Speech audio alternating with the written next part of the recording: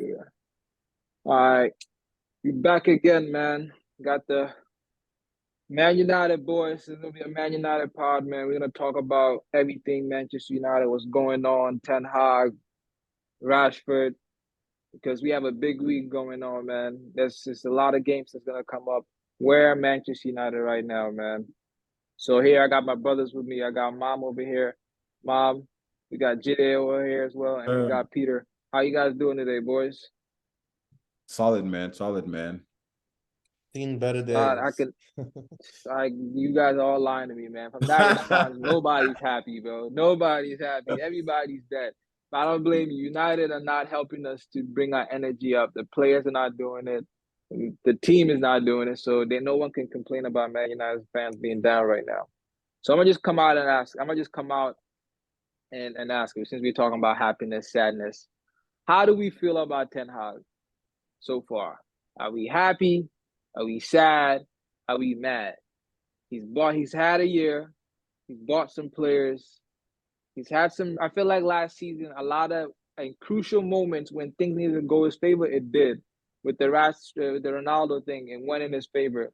When he bought the players and come in to run the difference between the delta between the miles they ran versus I think it was Brentford, and after that they won the game. So he had a lot of things in crucial moments he was winning, and I think it kind of papered over the cracks. So whatever you want to call it, his relationship with the players.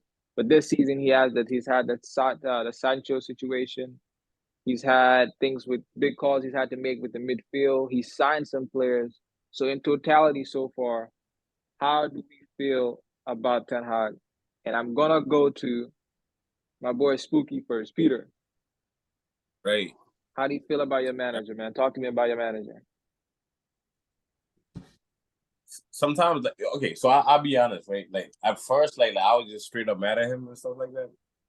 You know, you had like the arguably like one of the best, ball players that ever like graced a pitch before, and then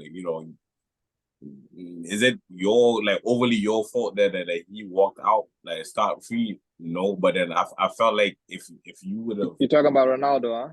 yeah, like Okay, I felt like gotcha.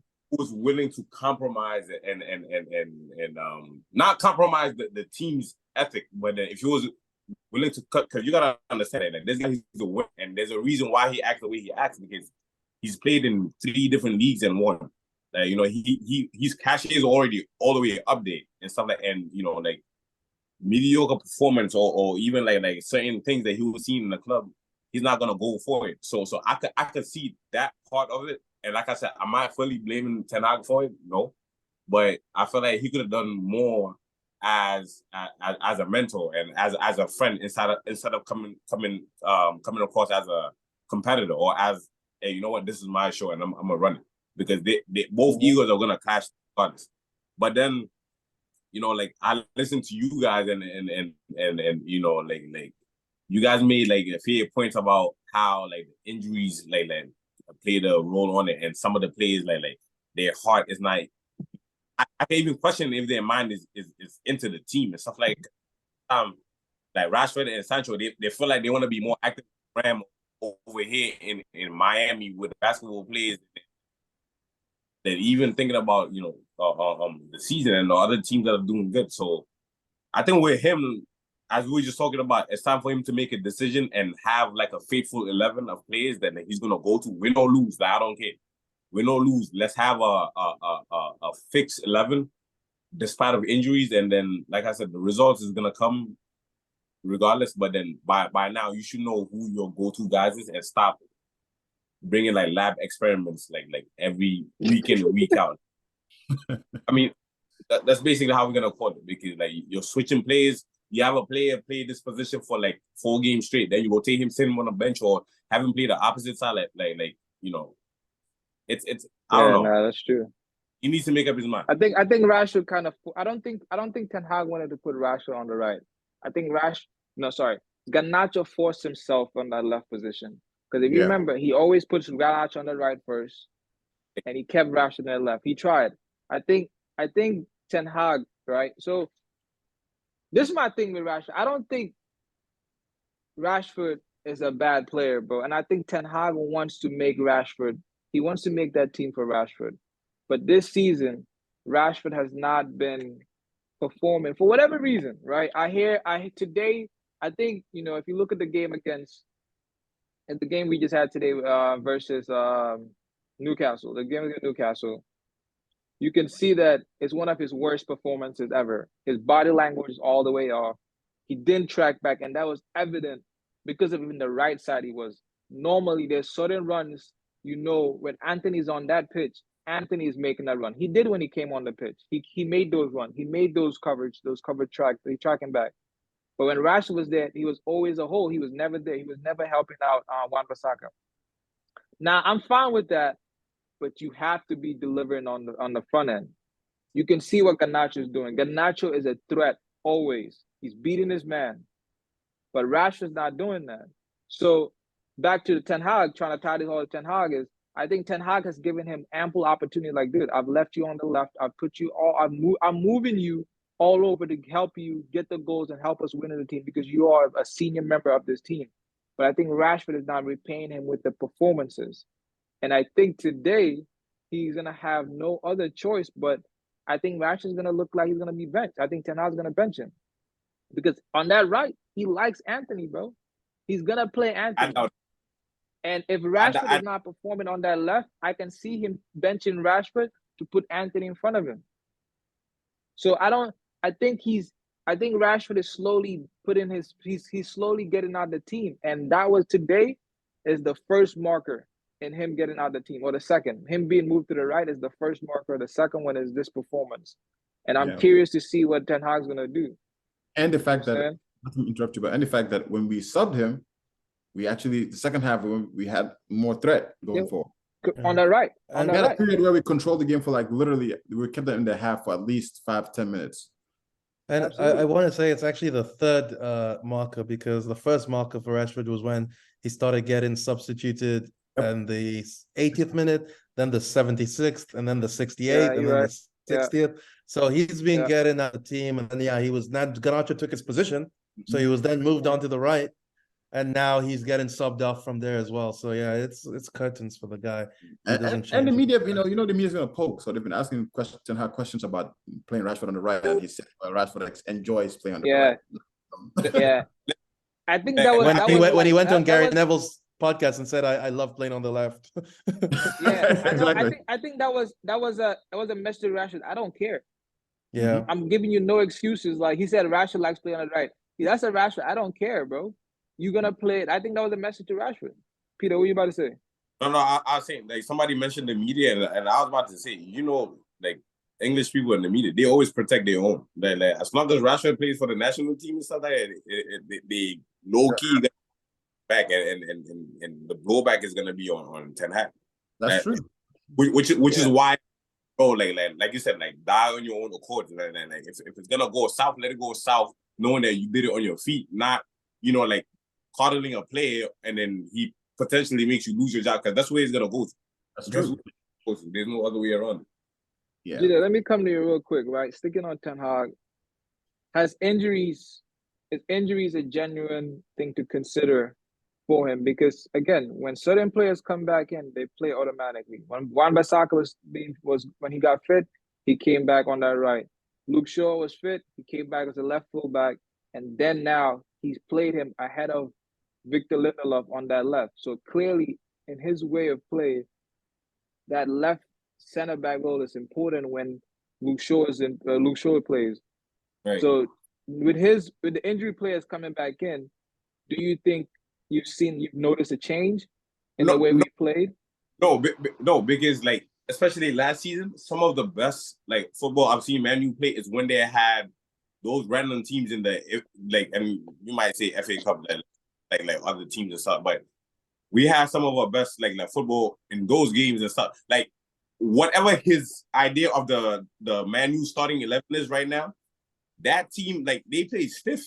They play. I haven't seen a performance where we clearly dominated and we dominated off of possessions and creating chances and even scoring.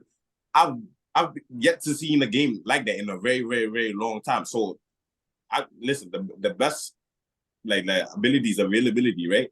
If your players are injured and stuff, whoever Manu is a club big enough for their second team or their second unit to still produce, but there is like it seems like whatever your second unit is, they actually give up a better fight than the people who are starting, which why I said that like some of them are comfortable.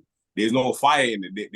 There's no you know, if I ever give this guy a chance to start over me and stuff like that, it might be a long time until I get to play under the 90 and stuff. There's no competition in it. Everybody is like Rashford knows he's barely gonna see the bench because he's a product of Manu. He's like from grassroots and stuff like that. Martial, like, is the only person I'll give a break. Like you guys said, because with him, we all know his health, and we're not even putting a lot of pressure on him, being that he knows how to take contact and create fouls, and he knows how to finish. He's a very clinical striker. It's just unfortunate health doesn't support his playing style and stuff like that. But that's true. And I don't really blame Martial all the way, to be honest. It's not even him. Manu on that 18-man roster or that 20-man roster, if your name is on it, you better be ready to kill or give your 100%. So I don't care if unless you're not on the listed on that game day sheet, but if your name is there, I don't care, because once you're available and it says that you're good to play, bro, like I said, come and lose, but lose at least with dignity. Like don't lose looking like, you know what, I just wait to be on family or go play Fortnite or some shit like that, because that's what he looks like, you know. But the thing I'm saying is, right, so people have been criticizing Ten Hag, but I don't feel like he's had his starting 11. Because if I ask you guys now, right, do you know our 11, Jide? Yeah, let me jump in. Yeah, I agree. I agree 100% that you can't really judge him fully. I think there's some criticisms he can be faced, like he needs to fix our press somehow. But what I would say is that look at Man City. When one player was missing, they lost two straight games with Rodri out. Only one player, the mighty Man City, and they're never really mighty. They're just a small club, plastic. But you know, there you go, Stockport City, man, Stockport City. You know, 115 charges, right? I think it is. They cheated to make it there, but anyway. But that's besides the point. But look at the Spurs. They were where were they? They were top of the table, and then Madison and Van de Ven got injured, and then they lost 3 straight. You know, but no pressure on them. But Ten Hag has had to have a ton of injuries like through his whole season. We have to factor that in, or else we'll be from actually last season. Yeah, exactly. We'll be doing him a disservice. But I do echo most people's statements that even outside of the injuries, the people who are on the pitch should be playing for you and should be, you know, giving their all. And I think he just needs to stop selecting people who are going to throw him under the bus and throw, you know, just deal with what comes. But I get it's a little bit difficult, because what happens if your guy that you just put in gets injured? And now you have to rely on someone who you said, screw you, you know, you're out the club, right? So he has to manage those relationships. Maybe he's not doing the best job at it, but I just think as fans, I'm happy with him because where we were, I hope we should never forget where we were at the end of the Ole Ragnick spell. We were getting trounced by Watford. We were getting trounced by these like small clubs. They're a mighty Man United, and we knew we were going to lose. We almost didn't make the Champions League. When we was it Europa or something like that? Yeah, we didn't make Europa when Crystal Palace came to our house and just destroyed us, but only because the other team lost that we still qualified, right?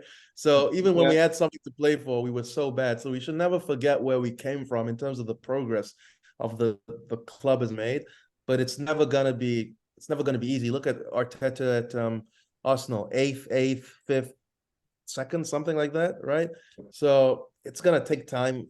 A lot of the same talking points from critics are what they gave Arteta. He's clueless. What is this formation? Arteta out. He's lost the dressing room. The big stars aren't happy. Blah blah blah. So it's part of growing pains. At least that's how I decide to look at it. And we'll see when we get another window, another 2-3 windows to clear out all the people who just don't want to play or can't play at this level. So I'm happy with Ten Hag for now, although I do believe he can do things better. Yeah, I mean, I was gonna have a different answer, but I think after listening to both those answers, I'm kind of on the same spectrum.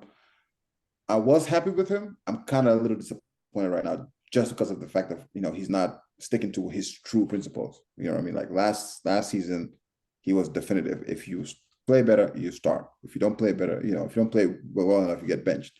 And this season, I'm seeing him compromise that.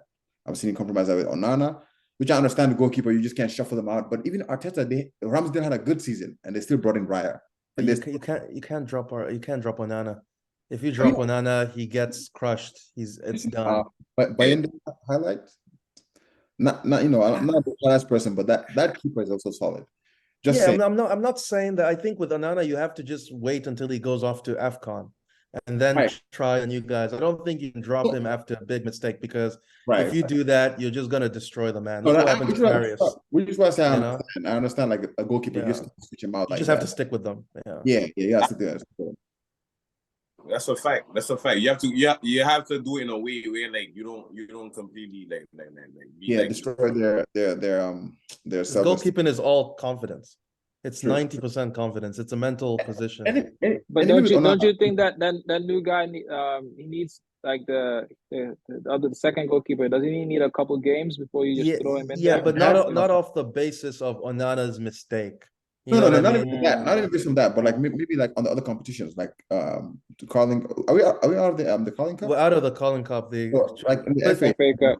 I see what you're saying, but I think the reason why Ten Hag is still playing Onana in all the competitions is because this is our number one, and he's trying to create a system. He's trying to understand. Yeah, it's more about reps, So he's using these competitions as reps, and he's like, look, Onana is one of the best, keepers. We trust him. We're gonna play him. Cool. Then AFCON comes. We're gonna now either use Heaton or Bayindir. Well, see, that's my thing. I don't think that's a smart strategy. But I know what you're saying. Simply because, well, let me not say it's a smart. It's a risky strategy because the team needs to integrate with Bayindir. So if you just suddenly bring Bayindir in a major high stakes game, and he continues for the rest of the season, or not, let's say for a couple of months. That could be there could be growing pains there too, like in terms of So I'd rather him incorporate him in like FA Cup games or that one-off, if the FA Cup game is against Cheltenham. One of these games with the smaller teams, just to like incorporate him. That way, by the time Onana go, you can at least say, okay, the team have had like 1 rep or 2 reps with the I don't think his first game should be the game that Onana has left. That's what I'm saying. That's a lot of had a game with the team. Yeah, they should have at least get used to it. Peter, what are you about to say? No, that like with Onana, all his mistakes, like I don't even think he's a focal point of the problem. He's zoning out and shit, but then you're not blaming Onana for his own mistakes? Is that what you're saying? I'm gonna hold him accountable for his mistakes and stuff like. But I'm saying that like he's not like the focal point of the issue at Man U right now. That's true. These people are the Glazers, obviously, but we won't get into that. They don't want to hear that. But go ahead. Yes, somebody else could have a different point of view, which is like respectable and stuff like that. But the only thing I like about Onana is the fact that like he could start like whatever counter that we're about to play. Right, meaning that like the striker obviously not gonna hard press him because he's good with his feet. So usually it gives the chance for fullbacks to like get up a lot more high, and like I said, he could ping it any way he wants. That's one thing I like about him. But on the part where like he zones out and then he makes like a couple mistakes and stuff like that, am I mad when it happens? Yes, but then like I said, like even those backup goalies that we're talking about, if they will come in right now, they will get exposed to. Like this current team right now, like any person that comes in, and you're gonna get exposed. So if those guys start playing, at a point, the fans will start having problems with some of the things that they're doing, or they're not good with their feet, or like they give him the thing and then he try to clear it and then he kicked it over there, somebody intercepted the ball. So like I don't think Onana is like the focal point of the problem. And I'm not even talking about like management wise. I'm just talking about like the people who are playing right now. Yeah, that's true. So if you had to name some of the problems, right? Are you naming who? What names are you calling out? Names of the players. The problem, whatever the problem is, who? First is the person who picks the players, right? So obviously it's going to be the coach, right? Okay. And then when it comes to leadership, I would rather Luke Shaw be the captain than Bruno. I heard that. Hey, no, I've no heard that hard, shout before. huh? I say I've heard the short shouts for captain. Right, right. And this is no hard feelings against Bruno or something like that. But I feel like the players will be a lot more like you know obedient to Luke Shaw than because I've actually seen a clip of Anthony telling Bruno to shut the F up and stuff. It was a little viral clip going on and stuff like that.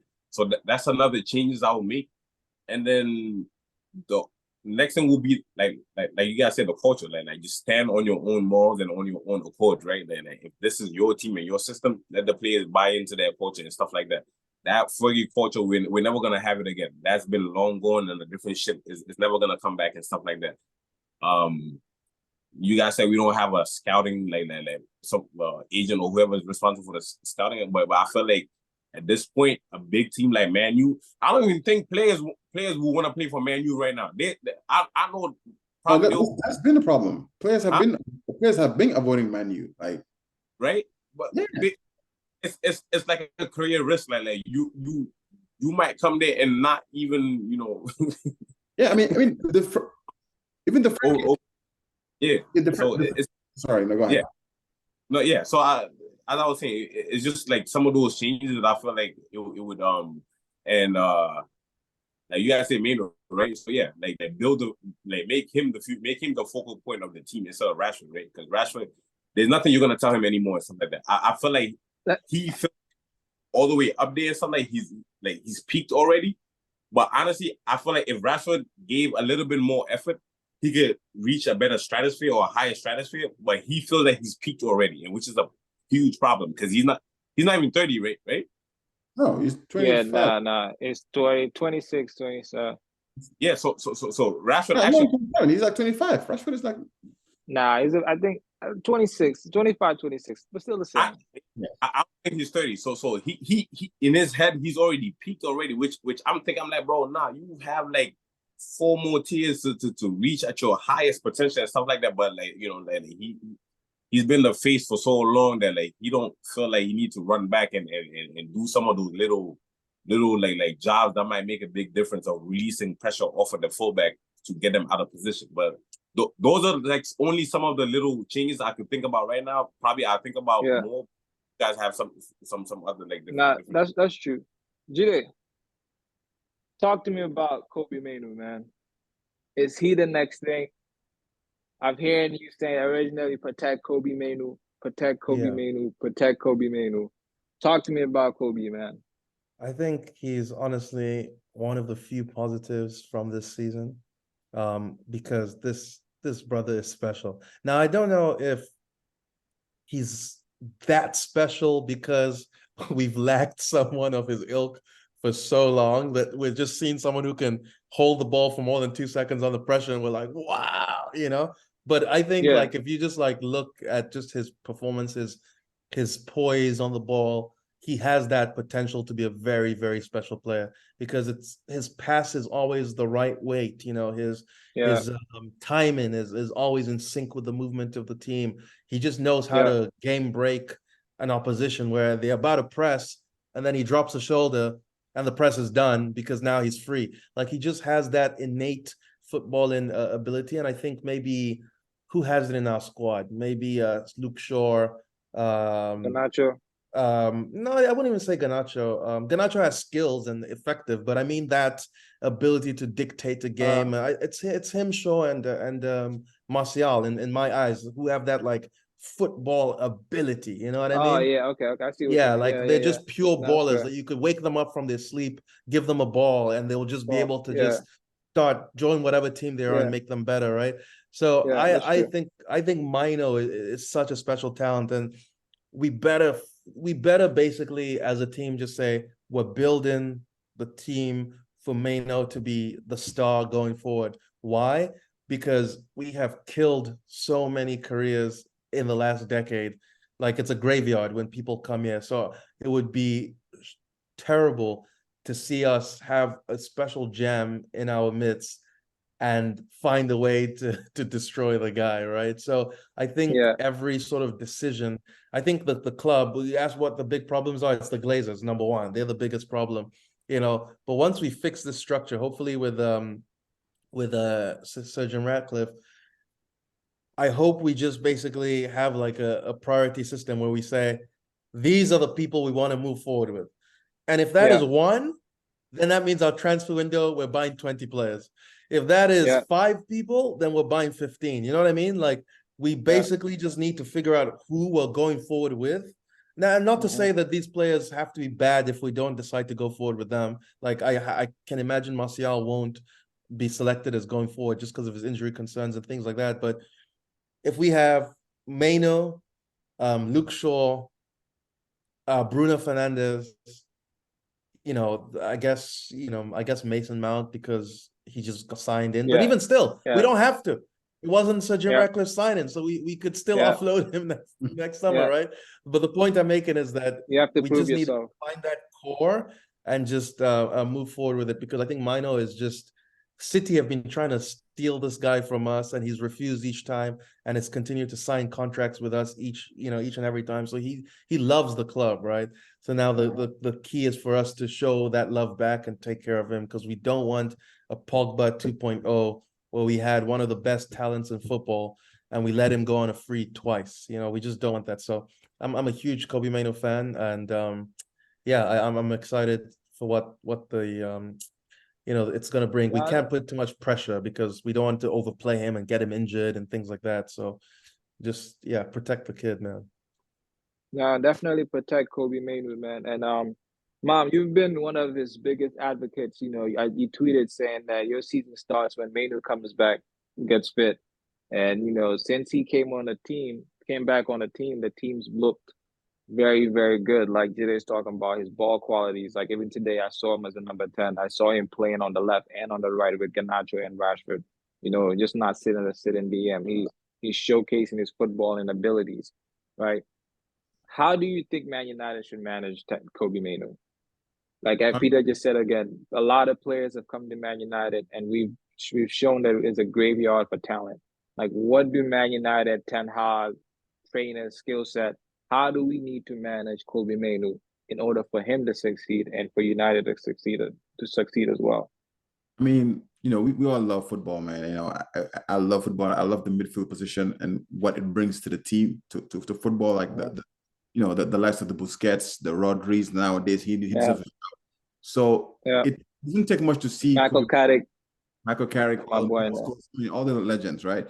But it doesn't take much for you to see talent. You know what I mean? Like it just his first touch, his poise, how he looks at the field. Like I actually understand. I can see Kobbie Mainoo and I can relate to him as a football fan. I'm like, I actually see what he's trying to do. His mind is like working the way a midfielder is supposed to work. And I see that, and I can contrast that with all the other midfielders we've had over the years. So which is why I've been an early, I guess you can say fan of Kobbie Mainoo since before he even started. Ten Hag said here in his press conference, he's always scanning. What do you like about it? He's like scanning. He's like Kimmich, he gives me like Kimmich vibes, a similar style of play. So with that being said, it's very difficult for us to even see the best of Kobbie Mainoo right now because of the situation. But we have to protect him. We have to protect him. I feel like the fans should not, we have this sometimes, players get into a bad spell here and there. Kobbie Mainoo is one of those players where even if he gets into a bad spell, he is so technically gifted, it can be worse than like a couple of games. You know what I mean? Like occasionally he might lose focus or something like that. Like today we saw that there was one run he didn't track, but we have to protect him. We have to let that kid go. I don't know if the rumors are true, but they were saying Pep was already, Man City were looking at him. And he's a player you could see that they'll play for Man City, and this is the type of players we need, even from the academy. Just because you're in the Man U academy, that's not a ticket to go play for the Man U starting 11. You have to have quality. You know what I mean? You have to be like top echelon, like top one of the best players out there, youngest players out there. So Kobbie Mainoo, you just have to build a team around him. I agree with that totally. You see the same way we treated Pogba, trying to build a midfield around him. This is what we need to do for Kobbie Mainoo. We need to build the midfield around his strengths. you know, and also of course like get some more support. As far as the, you know, the question about I don't know if it still go by the questions, but about Ten Hag, I'm happy with him. I mean, overall, I back him. I feel like only Ten Hag can sack himself. That's how I feel. You know, only he can sack himself by making the wrong choices in the starting 11s and picking the right team. But I back him. I back his philosophy. I think with the right players, with time, we will get there. I've seen his football. I've seen his style. And I've clearly seen that some of the players we have don't have the technical ability. People keep saying excuses. Players are human beings. You know, if you play football, soon to you've played, Jide, you've played, Mohammed, you've played. There are certain people that just cannot. They have a ceiling, and you cannot make a Pirlo from McTominay. That's not possible. You can't create a Michael Carrick from someone. You know what I mean? You have to have it or you don't. So United, we just need to allow Ten Hag to build a team slowly, and hopefully with a new ownership, that'll be more easy. Yeah, nah, that's true, man. Jide, whenever you're ready, I think Jide gotta hop off. But appreciate you hopping on, Jide.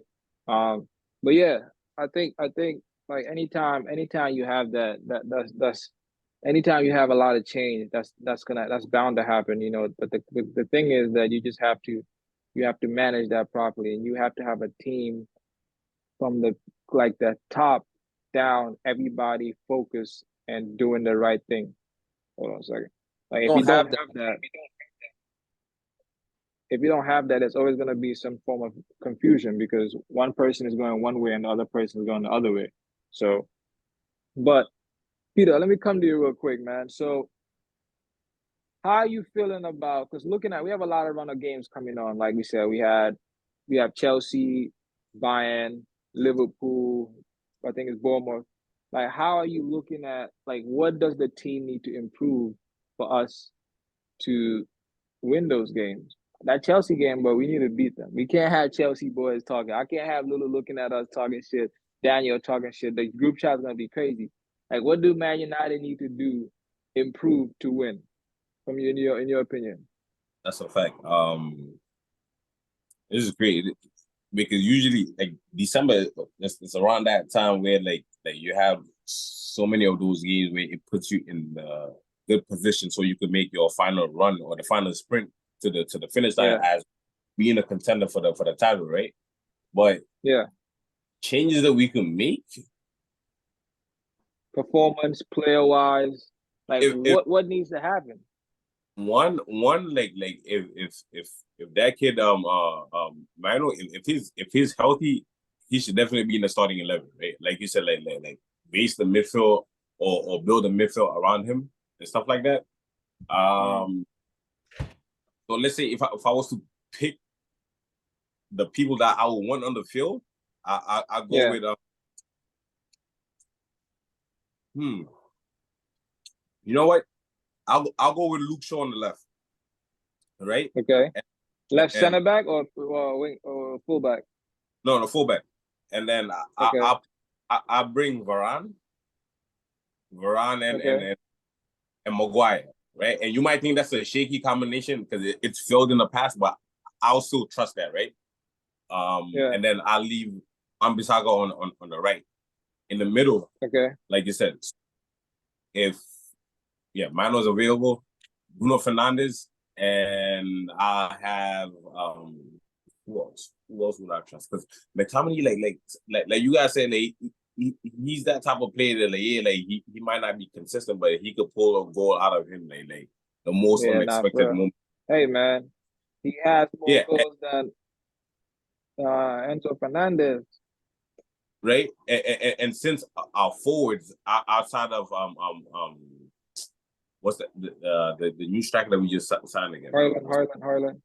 Harlan, yeah. Apart from him, I don't think that anybody else is scoring from attackers with him and Garnacho, right?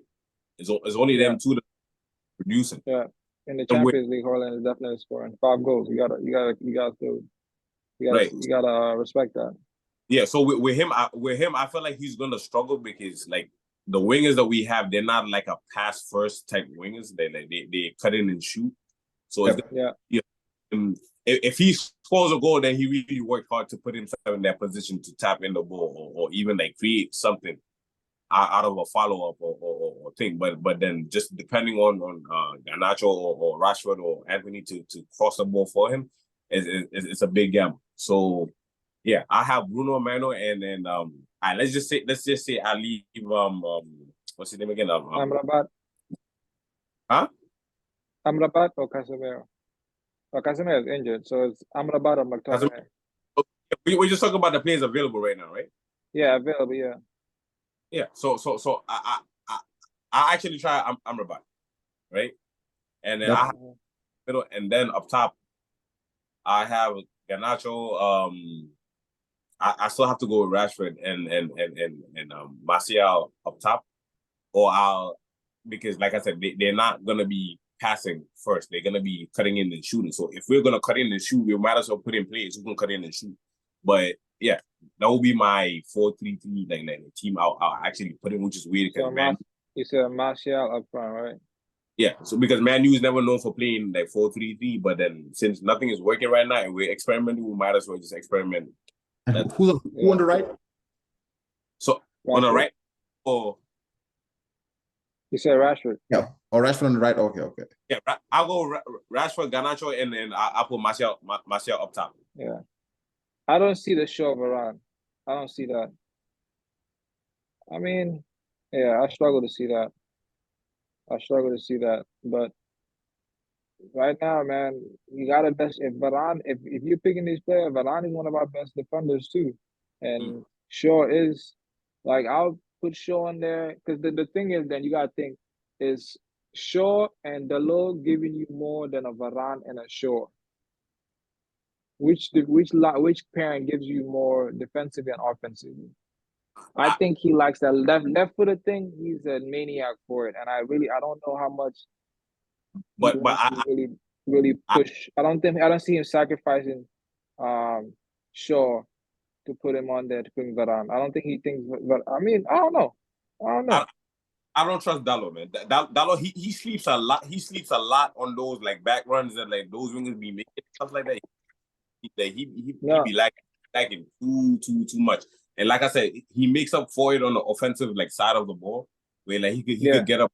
He's a lot more offensive than both Luke Shaw and which I'm starting to think maybe he used to be a winger and then like slowly transitioned to a fullback. Honestly, yeah. Like facts.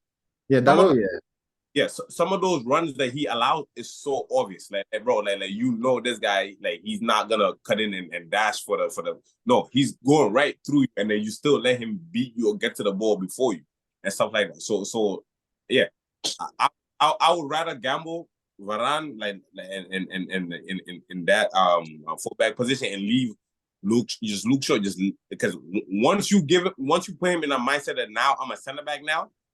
And something happens down the line, down the seat, and you have to you got to put him back to a fullback. It might be a conflict of like it might bring conflict within the play itself because he's playing so good being a center back next to Maguire and stuff like that, and now you gotta switch him because of injuries and all of this stuff. So that might even throw him off his game. And you know, with Luke Shaw, like his health is not the best too. So that's true. And finally, for this part, man, Mom. We got again the Chelsea boys in this pod, man. We got a lot of them. They're big. They're talking a lot. We're playing Chelsea, man. It is McTominay and Enzo Fernandez. Talk to me, midfield. That's not listen. That might be Luke Shaw, Cucurella. Yeah, Luke Shaw definitely over Cucurella. Hell yeah. Okay. Yeah, but McTominay and Enzo. Luke Shaw, Chilwell. Luke Shaw. Wait, I'm taking Luke Shaw. Yo, what? Okay. Yeah. You didn't say what was your answer? Luke Shaw, Chilwell. Yeah, Luke Shaw. Yeah. You know, I'm one of it's crazy because I'm one of Luke Shaw's biggest critics too. I kind of disagree, but he's solid. You know, I take some of it back. I guess if you look at this team, he's one of the standout players. Yeah, I would say definitely Enzo. Enzo right now, the struggle he's having at Chelsea is. And I've been, it's so crazy. I had this conversation with a Chelsea fan. I was telling him Enzo, is a deep line playmaker, and that's his best role. He was like, no, he's gonna be our next Cesc Fabregas. He's gonna be like a camp. I said, bro, I watched this guy play. I'm telling you, in Benfica, what he was doing. Or was it Benfica I was playing for? I think so. It was Benfica, yeah. Yeah, I'm like, bro, he wasn't even like. Occasionally he would run into attacking roles, but he's not a camp. And now he's telling me Enzo should be nowhere near the attacking midfield because he's not prospering. So Enzo would actually be a great fit for United. Actually, we need someone who has technical ability and also has defensive awareness. That's what McTominay lacks. McTominay can go forward and give you an occasional goal or two, but the defensive awareness, man, spatial awareness is where he's lacking. So Enzo. Well, okay. Enzo. So Enzo and McTominay, you're not hearing that right now. Even though McTominay has more goals than Enzo. It's tough. That's a tough one. Because like what do I value? Enzo's not playing well right now, man. Enzo's not playing well right now. But that's because they put. I feel like it's mainly because they're not playing him in the right position. He also let me put it on. Let me ask you a question then. Who's currently on form? Who's playing better, Enzo Fernandez or McTominay on form this season? Man, I don't think McTominay's having a good season, man. Those goals can't fool me. I don't know. I'm not letting the goals trick. Gage out here. Look, he's here. What you say? The last two. I fully agree with him. I fully agree with him because number one, scoring goals is not your job. Like you know. Yeah. It's not your job. You're not supposed to be there, bro. Like that's the main problem. Like what job? But hey, kudos to him for scoring goals, but that's not his main job. Bro, this is set. Nah, that's good. Yo, this is so. Can I turn to make for goals, bro? A team like Man U, bro. Like I would never sat and thought that it would be players like him that you like. You know what, bro? Like this is. McTominay is like. You got a leak, right? You got a leak. You need a plumber. You call the plumber, but he fixes your light. Like, okay, the light is great. You know what I'm saying? I still got a leak, my nigga. You know what I'm saying? Like the water's still running, bro. You gotta fix that. Like, all right, let me try that. You know what I'm saying? That's how it's happening, bro. I'm about to give you the worst example. McTominay is like that girl that you live with at the end of the night at the club because like you ain't find no baddies, bro. Bro. Nah, we ain't gonna do my boy McSauce like that, bro. No McSauce. Yo, I'm gonna have to back him, man. I'm gonna have to back my guy, man. He's performing. International duties. International. Who got more goals? McTominay or the best player in the world, Kylian Mbappe. I think international is McTominay might have more goals than Mbappe. We gotta check that.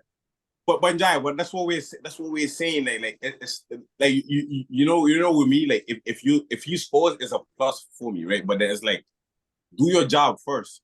Like you know what I'm talking before you do somebody else's job. Because clearly like and I get why Onana, bro. Onana is out here leaking goals, but he's passing is okay. He can make passes, okay. But he's out here, he can't make a save. But okay, so that's not his job to make passes. Okay, so I ask you a question, right?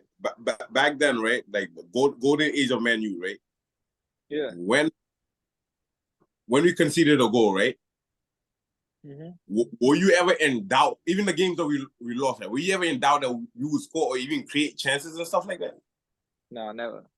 That's what, and that's what I miss about Man U. Like you know what I'm talking about? Like, back then. I promise you, bro. Back then, bro, Man U against Newcastle, I'm not even watching the game because I know it's an easy 2-0 like dub. I'm not even watching that game. There was a point, and I know that it's a different like time zone and stuff like. But back then, like against certain teams, now we play like we play Crystal Palace. I'm shaking, bro. I'm not even watching the game, but I'm shook, bro, because I know I'm like yo, there's gonna be some fuckery results, man. I'm telling you, man. But back then, like somebody will make a mistake and stuff like that, and you know what? One of the players might make up for it, or even the striker or the winger might create something, or we have a set piece, we cross it, and then somebody even Fellaini with all the BS that we used to give him and stuff like that. You wouldn't dare give us a set piece at a certain time around like the 60 mark time on the clock. Give us a set piece with Fellaini in the field. You're not doing that, bro, because he's gonna climb up the thing and head that ball. But we don't even be making set pieces no more for aerial threat because we don't create enough chances to get in those positions to get those set pieces. I don't know, man. I don't know. Right now, bro, yeah, like the McTominay scoring the goals, but I want you to do your job first before you do somebody else's job, and that's just, I'm just keeping it simple. Yeah, all right. yeah, that's all right. To wrap, I'm gonna wrap up. I'm gonna ask y'all some questions. Great. You gotta give me one name. Gotcha. You gotta give me one name, and this is how we're gonna wrap it up. Actually, let me think of one more. So I got all right, I'm ready. So Ten Hag or Pochettino, Mom? bro. Give me a name. But Ten Hag. I'm gonna go with Ten Hag. Ten Hag. But Peter, yeah, Ten Hag or Pochettino? You got ask me my reason later. Wait to coach. Well, actually, no, hold on. Mom, wait, Lord. Ten Hag, Pochettino. Give me a reason. Peter, I'm coming. Give me a reason. Ten Hag or Pochettino? You said Ten Hag. Give me a reason. Oh, Ten Hag. So yeah, Pochettino hasn't won anything yet. that's my only reason. It's like, hey, okay, you're a good coach. Yeah, what have you won yet? Okay, fair. Peter, Ten Hag, Pochettino. Yeah, I agree. I'll go with even though I'll go with Ten Hag. Yeah. Ten Hag, and your reason is because Poch. Same reason. Or hey, this is your thing, bro. You can say how you feel. Bro, I either of them, but then like at this like you said, Ten Hag. I'm gonna just ride with Ten Hag because he seemed like to have an idea of like what he wants the team to be, but he doesn't have the balls to pull the plug. Like you know what I'm talking about? And yeah, so I'm gonna Ten go Hag or Poch? No, Ten Hag. Yeah. Like he doesn't have balls. No, I'm saying he has the idea of like what he wants the team to be and the type of gotcha. But he doesn't have the balls to make the necessary changes. Like you know what, Rashford, I'm a bench you for a couple of games and you know what, and put some fire in your belly and be like, you know what, just because you came from the academy don't mean that like bro, it's a doggy. Like you give me like production, you start. Like you know what I'm talking about? He doesn't have that mentality or like Mourinho had. Like, hey, that's fair. Hey, that's fair. So then I got the next question: Reece James or Wan-Bissaka, Mom? Oh, easy, Bissaka, bro. Bissaka, bro. James is like not a Martial situation. Injury everywhere. But that he cannot be trusted, bro. I've seen him exposed before. He cannot be trusted. And I don't like his. You don't like what? No, I don't like his sister, man. Ever since she stepped on that. Oh yeah. Bro, that grudge runs deep, bro. Yeah, F them niggas, bro. I guess if you asked me maybe 3 years ago, I'm forgetting after that. Yeah. One guy. I got the cut. We're not. We're not. All right. Yeah, we're not. So Wan-Bissaka, I've been telling you, Wan-Bissaka, obviously. Yeah. All right, Anthony or Mudryk? God, bro, you're on point today, by the way. These comparisons are on point. I'll go Mudryk. Yeah, I think Mudryk. Yeah, I can see why. Why Mudryk? He'll cook. Like Mudryk is not a matter of beating players. It's just he gotta click with the team. You know what I'm saying? My reason. My reason is. Go ahead. Wait. Go ahead, Peter. Go ahead. My reason with him is like is him dribbling. It involves business, so there's something waiting, and he might not hit the target, but he might pull off a shot instead of just standing there and doing 360s with the ball and just trying to look for a high. Like, you know what I'm talking about? So he's gonna dribble or he's gonna get to his spot, but it's just a matter of finishing and hitting the target. Like I can live with that, you know. Okay. Last but not least, Garnacho or Sterling? Garnacho. Sterling. It's tough. Sterling. Yeah. Sterling. So I'm only picking Garnacho right now based off of age. Age is the main thing, really. Not just current form, Sterling, but Garnacho, because I'm looking at like age, man. How many years can Sterling keep doing this? Can he keep up? Like how many years he got left to give you like, you know what I'm saying? Because Garnacho is kind of up and coming, you know what I mean? 18 years old, man. Let's not forget.